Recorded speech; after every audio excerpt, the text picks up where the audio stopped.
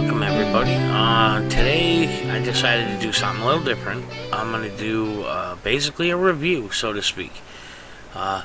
Yesterday, some of you may or may not be aware, there was a demonstration at Kent State University in Ohio, and it was supposed to be a peaceful demonstration of the Second Amendment right to bear arms.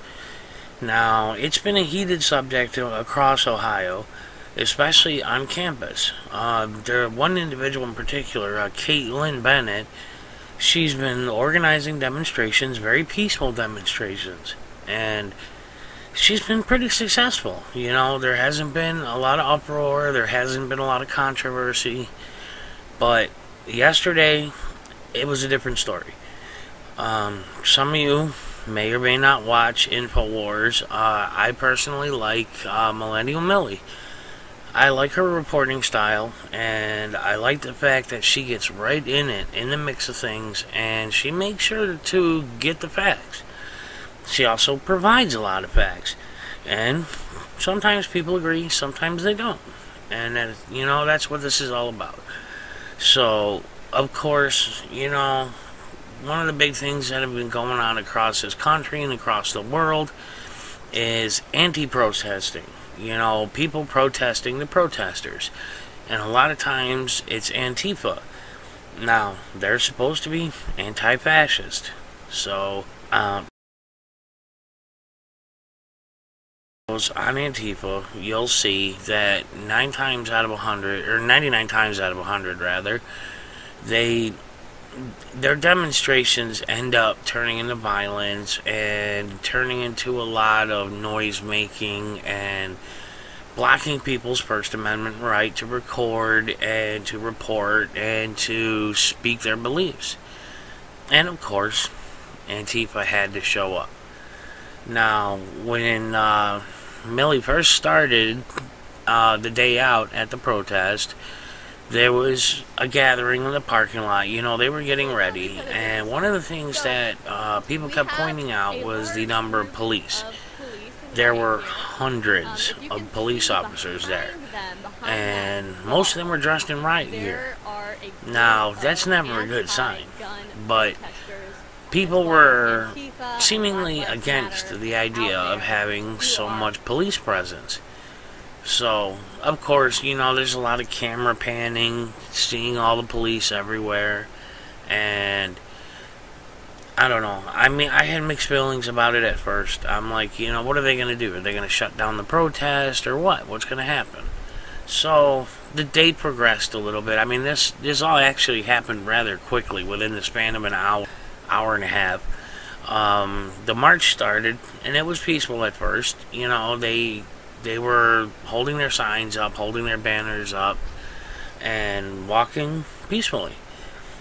But within moments, the Antifa crowd grew exponentially. I mean, it was like these people came out of the woodwork. And I couldn't believe it. There was like hundreds and hundreds of people that showed up out of nowhere. And they're screaming all kinds of no KKK stuff, no fascist USA, blah blah blah, you know, the usual rhetoric. And of course, you got the Second Amendment people. They're trying to stay calm, stay peaceful. No weapons were raised. I don't know. It happened so fast. All of a sudden, the Antifa people came rushing in, tried to block the path of the protest, and the cops, of course, did their job. They stepped in between Antifa and the Second Amendmenters. And this is getting really ugly, it was amazing, because it was like, really it went from such a nice, peaceful protest to outright chaos. People were throwing these imitation grenades, you know, these balloons with strings on them that said pull here and throw, you know, things like that. And it's like, what the heck, guys, come on, grow up. You know, of course, several of them actually ended up getting arrested, and the police formed a wall, and it was just a sea of cops and Antifa. And then you got the Second Amendment people who are just kind of standing there trying not to react. The idea was they did not want to be seen as the aggressor, which is good. Just trying to find a safe this demonstration actually ended up showing that Second Amendment people can be very peaceful. They're not going to whip their guns out and start shooting people like everybody thinks. Millie was in the thick of it, running around trying to get comments from people, trying to stay close to the cops. One of the balloon objects had actually been thrown directly at her. And she did a good job, Like I said, I'm a fan of her reporting style. But I just could not believe it. These people they're chanting all this anti-hate or anti-Trump stuff, sorry. And I'm like, it wasn't even about Trump. The protest had nothing to do with Trump. It had nothing to do with Pence. It had nothing to do with Black Lives Matter. People were cheering Black Lives Matter, and I'm like, that had nothing to do with it. Yes, Black Lives Matter. All lives matter. We know that. That's already been well established. We get it. But the fact that these people would interrupt such a peaceful protest was... It was frustrating to watch. It's one of those cases where you feel like you wish you were there. You wish you could have done something. And throughout the protest, I mean, like I said, it happened so fast. Like, it started and ended within an hour. The police ended up asking Caitlin Bennett and all of the people that were heading up the march to basically cancel. They said it was too dangerous, there was too much going on, it was, they didn't want to lose control of the situation. So, they escorted her and all of the Second Amendment people back to the parking lot, and that's where the video ended. I looked for more footage, but didn't find any. The bottom line is, this whole Antifa thing is just so annoying. It's like, you guys say you're anti-fascist. Why would you want to stop a Second Amendment march? I mean, going against the Second Amendment is fascism. The Second Amendment has been there for over 200 years. The right to bear arms. The right to protect yourself and your loved ones. The right to prevent a tyrannical government from taking control. Look around you. Look at all these countries out there that have tyrannical governments. Do you want to end up like that? I mean, seriously. If you took the Second Amendment away, and you took away people's right to bear arms, and their right to protect themselves and their families, and to protect you, don't you think that it's going to eventually end up in total chaos? I know there's people out there that are going to say, I'm wrong and there's too much going on. One of the kickers is people keep saying, oh, it's okay to have guns, but we don't want to have assault rifles. Do your homework. Most assault rifles, there are automatics. Automatics are banned. You cannot own an automatic. If you modify a semi-automatic to become an automatic, that is a felony. You go to prison. Now, semi-automatic rifles, they can do some harm. So can a pistol. So can a slingshot. If you're good enough at it. People think, oh, well, you fire really fast with a semi-automatic. Well, you fire as fast as you can pull the trigger. If you want everybody to switch to the old days, the 6-shooters and that, okay, well, the world record holder for a 6-shooter, he can fire 3 bullets so fast, it looks like he only fired 1. Now, where's the difference there? That, to me, is more dangerous.